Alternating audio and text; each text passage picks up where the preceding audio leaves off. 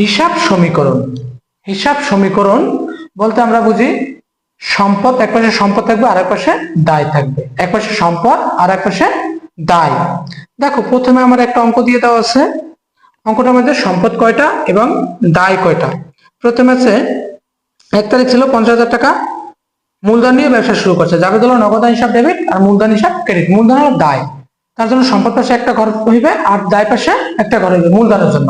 2 তারিখ আছে 15,000 টাকার পণ্য ক্রয়, ক্রয় হিসাব ডেবিট, নগদান হিসাব ক্রেডিট। নগদ ক্রেডিটের সাথে নগদ কমবে আর ব্যয় হলে মূলধন থেকে কমবে। একজন পাওনাদারকে 10,000 টাকা পরিশোধ, যাবে হলো পাওনাদার হিসাব ডেবিট, পাওনাদার হলো দায়, যদি পাওনাদার হয় তার জন্য দায় পাশে একটা ঘর হইবে। দায় পাশে পেলাম করা দুইটা, মূলধন একটা পাওনাদার একটা, আর সম্পদ পাশে পেলাম কটা একটা, নগদ। এখন পর্যন্ত নগদান, ডেবিট হোক আর ক্রেডিট হোক, নগদের জন্য একটা ঘর হইবে, নগদ ডেবিট হোক অথবা ক্রেডিট হোক। তারপর আছে 8,000 টাকার পণ্য ক্রয়ের ফরমাস প্রদান, এটা লেনদেন না। বিজ্ঞাপন বাবদ 2,000 টাকা পরিশোধ, যাবে হলো বিজ্ঞাপন হিসাব ডেবিট, নগদান হিসাব ক্রেডিট, নগদ ক্রেডিটের সাথে নগদ থেকে কমবে। আর বিজ্ঞাপন হলো ব্যয়, ব্যয় হলে মূলধন থেকে কমবে, নগদ থেকে কমবে মূলধন থেকে কমবে।